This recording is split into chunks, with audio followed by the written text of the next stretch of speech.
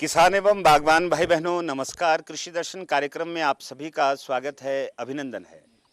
आज के कार्यक्रम में हम ऐसी प्रगतिशील महिलाओं से बातचीत करेंगे और उनके विचारों को जानेंगे जिन्होंने महिला सशक्तिकरण को बहुत बढ़ावा दिया है। हिमाचल प्रदेश में जहां लोग खेतीबाड़ी करते हैं, बागवानी करते हैं, वहीं पशुपालन का व्यवसाय भी वर्षों से चला आ रहा है। हमारे हिमाचल प्रदेश की बहुत सी ऐसे महिला किसान है जो पशुपालन को अपना रही है और बहुत ऊंचे स्तर पर पशुपालन कर रही हैं। हिमाचल प्रदेश के ज़िला सोलन की कसोली तहसील के अंतर्गत आने वाला गांव बशावल, यहीं की है इंदु शर्मा। आइए आज के कार्यक्रम में बातचीत करते हैं इंदु शर्मा जी से और जानते हैं कि दुग्ध उत्पादन को इन्होंने कैसे अपनाया, सरकार की सहायता इन्हें कैसे मिली, विभिन्न विभाग जो महिला सशक्तिकरण के लिए काम कर रहे हैं उनसे ये कैसे जुड़े, कितना दुग्ध उत्पादन कर रहे हैं, कहाँ उसे बेचते हैं, सारी बातचीत करते हैं इंदु शर्मा जी के साथ। इंदु जी, कार्यक्रम में आपका स्वागत है, अभिनंदन है। हमारे किसान बागवान आपसे यही जानना चाहते हैं, पशुपालन को आपने अपनाया है, पशुपालन आप कर रही हैं। आजकल आपके पास कितने पशु? किसान साथियों, ये जो पशुपालन है ये मैंने बचपन से अपने मायके से शुरू किया है। जब से होश संभाला है तब से मेरे पापा भी यही काम किया करते थे और जब शादी हुई तो यहाँ भी यही काम करते थे। तो इस काम को खूब बढ़ा चढ़ा कर हमने किया है। इसको काफ़ी आगे ले जाने की सोच रहे हैं। इस समय हमारे पास कम से कम 11 पशु है, 12वां आने वाला है। तो 5 बछड़ियाँ और 6 गौएँ हैं, 1 बछड़ा है और आजकल हम काफ़ी प्रगति पे है। इंदु जी, आपने बताया मायके से आप लोग पशुपालन कर रहे हैं, फिर ससुराल आए, फिर ये सिलसिला वैसे ही जारी रहा। लेकिन व्यावसायिक पशुपालन कुछ और बात है। व्यावसायिक पशुपालन को आपने कब अपनाया? और आज किसी भी महिला को कोई काम शुरू करना है, जब तक पुरुष समाज उसका सहयोग नहीं करता तब तक कोई महिला सफल नहीं हो सकती। ये हमारे देश की एक सोच है। आपके परिवार का सहयोग आपको कैसे मिलता है और व्यावसायिक पशुपालन कैसे शुरुआत हुई? ये व्यवसाय हमने 97 से शुरू किया। हमने पहले एक गौ ली, उससे हमने उनका दूध का उत्पादन शुरू किया। फिर बछड़ियाँ होती रही और हम बछड़ियों से आगे पैदावारी होती रही। ऐसे ऐसे करके हमने काफ़ी सारी दूध उत्पादन हुआ और हमने 11 बछड़ियाँ तो हम बेच भी चुके हैं इनसे और 10 बछड़ू हम ऐसे दान जोड़ियाँ बनाकर दे चुके हैं और काफ़ी सारा दूध उत्पादन करते हैं। ये सारा व्यवसाय खुद ही मेरे पति के सहयोग से हमें ये सारा सब कुछ प्राप्त हो रहा है। इंदु जी, आज के संदर्भ में यदि हम बातचीत करें तो पशु चिकित्सा की जानकारी जब तक हमें नहीं होगी, पशुओं के स्वास्थ्य की जानकारी जब तक हमें नहीं होगी, तब तक हम सफलतापूर्वक पशुपालन नहीं कर सकते। आप अपने पशुओं की स्वास्थ्य की देखभाल कैसे करते हैं और आपके समीपवर्ती जो पशु औषधालय में पशु चिकित्सक है, क्या उनका सहयोग भी आपको मिलता है? पशुपालन विभाग का सहयोग भी क्या कभी आपने लिया? और पशुओं की रेख-देख, पशुओं की समय समय पर जांच, उनकी चिकित्सीय जांच करवाना बहुत ज़रूरी है, वो सब कुछ आप कैसे करती हैं? पशुपालन चिकित्सालय से हमें काफ़ी सहयोग मिला। टाइम टाइम पर डॉक्टर साहब आते हैं और जब भी हमें कोई मजबूरी आती है या कोई पशु बीमार हो जाते हैं तो डॉक्टर साहब काफ़ी देख रेख करते हैं, आते हैं। चाहे वो रात का समय हो या दिन का हो, हमें काफ़ी सहयोग देते हैं। दवाइयाँ वगैरह भी टाइम से देते हैं और जब हमें कभी उनकी ज़रूरत होती है तो वो सभी टाइम पर पहुँचते हैं। कृषक मित्रों, इंदु शर्मा जी बहुत बढ़िया काम अपने क्षेत्र में कर रही हैं। पशुपालन को इन्होंने अपनाया है और पशु चिकित्सा की जानकारी भी बहुत अच्छी रखती है। इसी के साथ साथ इंदु शर्मा जी ने एक जो बढ़िया काम किया है, इन्होंने सारे गांव की महिलाओं को अपने साथ इकट्ठा किया है, एकत्रित किया है।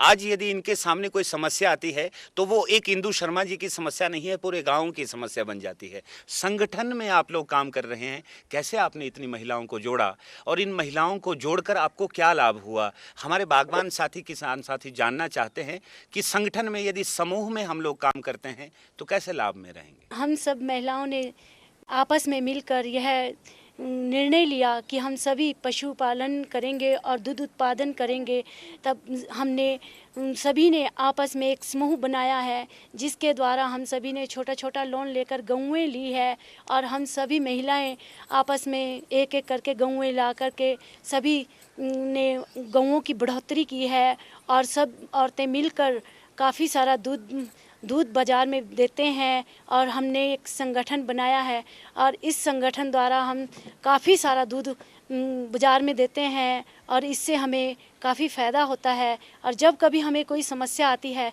तो हम सभी इकट्ठी होकर के उस समस्या का हल निकालते हैं और डॉक्टर साहब भी हमें समय समय पर अपनी जानकारी देते हैं, आते हैं और हम सभी ने इस प्रोग्राम को, इस दूध गंगा को बढ़ाने की सोची है। इंदु जी, हमारे बागवान ये भी आपसे जानना चाहते हैं कि लगभग पूरे एक दिन में कितना दूध आप अकेली, यदि आपकी बात की जाए तो सुबह से शाम तक आपकी गायों से कितना दूध आप एकत्रित कर लेती हैं? उस दूध को निकालने के बाद आप कैसे उसको कहाँ बेचती है और बेचने के बाद उसका अच्छा वाजिब मूल्य आपको मिलता है, वाजिब आपको पैसे मिल रहे हैं, खर्चा आपका अच्छे से चल रहा है, ये भी बताएं हमारे बागवानों को। हम सुबह से शाम तक हमारी गौएँ, मेरी जो अपनी गौएँ हैं, मैं उन गौओं से कम 40-50 लीटर, कई बंद की जाती है तो कई दूध देने वाली होती है, तो 40-50 के करीब हम दूध ले लेते हैं एक दिन में। और मेरे पति मेरा पूरा सहयोग देते हैं। ये मेरी बड़ी बहन, मेरी जेठानी है, ये भी मेरा पूरा सहयोग देती है। हम दोनों तीनों मिल के सारा काम करते हैं और मेरे पति बाज़ार में दूध बेचते हैं और उससे हमें काफ़ी फ़ायदा होता है। हम कम से कम इस दूध से हम पूरा खर्चा मिला के कम से कम हम 20-25 हज़ार तक इनकम पा लेते हैं। इंदु जी, हमारे बागवान किसान साथी जो इस कार्यक्रम को देख रहे हैं, हमसे जुड़े हैं, वो आपसे ये भी जानना चाहते हैं कि भविष्य में आपकी क्या योजनाएं हैं? जो आप पैसा कमाते हैं, आपके पति आपका सहयोग कर रहे हैं, आपके परिवार के सब लोग आपका सहयोग कर रहे हैं, उस पैसे का आप करते क्या हैं? क्या कोई अपने सपने साकार करते हैं या औरतों को अधिकतर हमने ऐसा देखा है, यदि कोई खर्चे के लिए पैसा चाहिए तो वो पुरुषों के ऊपर निर्भर रहती है। आपका हमें ऐसा नहीं लगा, आपका अपना पैसा है, पैसे का आप करते क्या है? पूरी फैमिली मिलजुल कर जो काम करती है, तो ये हम एक का पैसा नहीं है, हम पूरे परिवार का पैसा है। ये पैसा हम सभी मिलकर यूज़ करते हैं और इस पैसे को हम अपने बच्चों पे यूज़ करते हैं, अपने परिवार पे यूज़ करते हैं। किसान साथियों, इंदु शर्मा जी बहुत बढ़िया काम कर रही हैं, व्यावसायिक पशुपालन कर रही हैं, लेकिन पशुपालन में बहुत ज़रूरी बात है स्वच्छता का होना। तभी जब हमारे पशु स्वस्थ होंगे तभी उनका उत्पादन बहुत अच्छा रह पाएगा। और भारत देश के माननीय प्रधानमंत्री श्री नरेंद्र मोदी जी ने भी संपूर्ण भारतवासियों से यही आग्रह किया है कि स्वच्छता का विशेष ध्यान रखें। इंदु जी, गायों के मामले में, पशुओं के मामले में स्वच्छता का होना बहुत ज़रूरी है। ग्रामीण क्षेत्रों का जब हम रुख करते हैं तो लोग पशुओं के प्रति इतने जागरूक नहीं है, जबकि पशु चिकित्सा ने आज बहुत तरक्की कर दी है। आप गौशाला की सफाई व्यवस्था कैसे रखती हैं? पशुओं में बीमारियां ना आएँ, इसके लिए क्या समय समय पर टीकाकरण पशुओं का करवाती हैं? सफाई का विशेष ध्यान आप कैसे रखती हैं? हमारे पशुपालक आपसे जानना चाहते हैं। हम अपने पशुओं का रख रखाव इस तरह से करते हैं, जैसे सुबह सफाई, पूरी गौशाला की सफाई करते हैं और फिर खुरलियाँ जो बनी है उनको चारों तरफ से देखते हैं, कहीं पे कोई फीड वगैरह तो नहीं जमी है, ताकि अगर जमी है तो उससे थनैले की प्रॉब्लम आती है, वो तो नहीं जमी है। और ज़्यादा गोबर ना हो गऊ के पास, और पूरे अच्छे से उसको साफ़ करते हैं। और जहाँ तक हो सके मैं तो अपने पशुओं को पोछा भी लगाती हूँ ओबरे में, और सारी अच्छी तरह से करते हैं। और अगर पशु बीमार हो ही जाते हैं तो हमारे नज़दीकी डॉक्टर साहब आके हमें सारा कारण बता जाते हैं और साथ में दवाई भी दे जाते हैं। कृषि दर्शन के आज के कार्यक्रम में हम बातचीत कर रहे हैं एक ऐसी जागरूक महिला किसान से जिन्होंने पशुपालन के व्यवसाय को अपनाया है।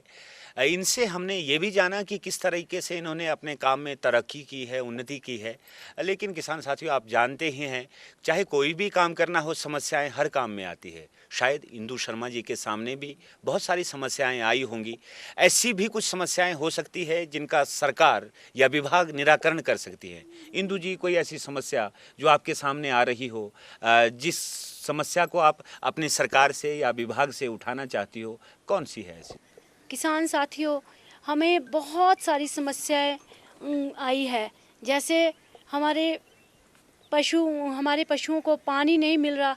पूरी पंचायत में पानी है, तो हमारे एक गांव छोटा सा है, ये बसावल गांव, इसमें ना तो पानी टाइम से आता है, छठे दिन पानी आता है। और ये हम नीचे रहते हैं, तो यहाँ पर तो हमें पानी के दर्शन बहुत ही कम होते हैं, महीना, 1.5 महीना, 2 महीने में कभी। और गौओं के लिए पानी की समस्या बहुत ज़्यादा है। खुद पीने के लिए पानी की बहुत कमी है। एक हमारा रास्ता भी नहीं है, हम जो ताकि गौओं को कहाँ से ले जाएं। पहले तो रास्ता बनाना पड़ता है, फिर सड़क तक गौएं पहुंचानी पड़ती है अगर कोई प्रॉब्लम आ भी जाए तो।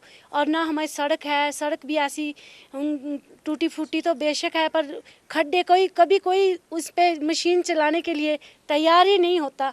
इतनी बुरी समस्या है हमारी सड़क की, रास्ते की, और पानी के बगैर तो इस गांव का बुरा हाल है जी। ये समस्या सबसे ज़्यादा हमारे गांव को सता रही है। हिमाचल प्रदेश के ज़िला सोलन की वो प्रगतिशील महिला किसान है जिन्हें विभिन्न मंचों के ऊपर सम्मानित किया गया है, विभिन्न अवार्ड इन्हें इस क्षेत्र में मिले हैं। इनसे बातचीत करके आज बहुत अच्छा लगा। इन्हीं के गांव की कविता शर्मा जी मेरे साथ बैठी हैं। इन्होंने भी पशुपालन को अपनाया है, व्यावसायिक पशुपालन कर रही हैं। इनसे भी जानते हैं। कविता शर्मा जी, आपका कार्यक्रम में स्वागत है।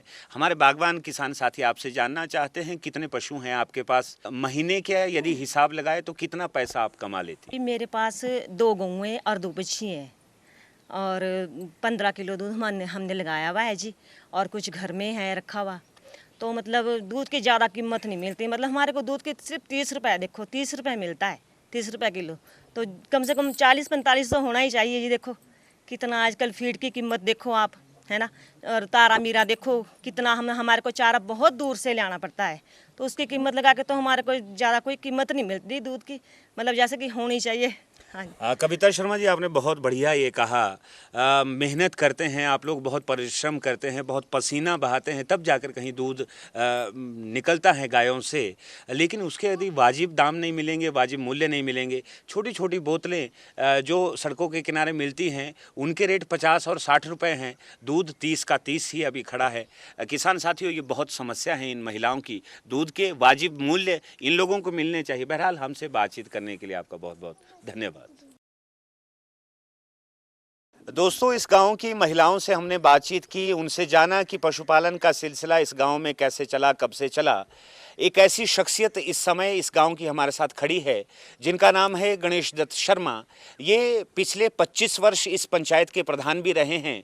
इन महिलाओं के काम को देखकर इन्हें क्या महसूस होता है, इन महिलाओं का सहयोग ये बुजुर्गवार कैसे कर रहे हैं, और हमारी महिलाएं यदि इतनी प्रगति, उन्नति, तरक्की करती हैं तो इसके पीछे पुरुषों का क्या सहयोग रहना चाहिए, इनका संदेश लेते हैं इन्हीं की जुबानी। पशुपालन का काम हमारे गांव में बहुत अरसे से चला आ रहा है, लेकिन व्यावसायिक रूप से ये काम इन महिलाओं ने अब शुरू किया है, लगभग 5-7 साल से। तो इनको इससे काफ़ी आय होती है, घर का सारा खर्चा चलता है, बच्चों की पढ़ाई चलती है, और मकान इत्यादि सारी धार्मिक कार्य, विवाह शादी इत्यादि में हमें बड़ी सफलता मिली है। इससे सभी महिलाओं ने यहाँ जागरूकता दिखाई, और सभी के पास पशु हैं, और इंदु शर्मा के पास तो सबसे ज़्यादा हैं, और ये अपना व्यवसाय अच्छी तरह से कर रहे हैं। कृषक मित्रों, खेतीबाड़ी के आज के कार्यक्रम में हमने मुआयना किया ज़िला सोलन के कसौली तहसील के अंतर्गत आने वाले गांव बसावल का। यहाँ आकर हमें महसूस हुआ कि यहाँ की महिलाएं कितनी संगठित है। इस गांव की सारी महिलाएं मिलजुल कर पशुपालन कर रही हैं। पशुपालन को इन लोगों ने व्यावसायिक तरीके से अपनाया है। इन लोगों का कहना है कि वर्षों से माता पिता के समय से बहुत प्राचीन काल से हम लोग पशुपालन कर रहे थे, लेकिन व्यावसायिक पशुपालन के महत्व को इन लोगों ने अभी समझा है। ये लोग संगठित होकर पशुपालन कर रहे हैं, पशुपालन विभाग की सहायता भी इनको मिल रही है। और आज के संदर्भ में यदि हम बात करें, पशु चिकित्सा ने बहुत उन्नति कर दी है, बहुत तरक्की कर दी है। ज़रूरत है आपके आगे बढ़ने की, लेकिन इसके साथ दुख यहाँ भी होता है जब हमारे पशुपालक हमें कहते हैं कि दूध के वाजिब मूल्य नहीं मिल रहे हैं। इन लोगों को वाजिब मूल्य मिलने चाहिए। यदि ये तरक्की करेंगे, उन्नति करेंगे, तभी प्रदेश आगे बढ़ेगा और तभी भारत देश का नाम भी ऊंचा होगा। आज के कार्यक्रम को यहीं संपन्न करें। आज्ञा दे, नमस्कार।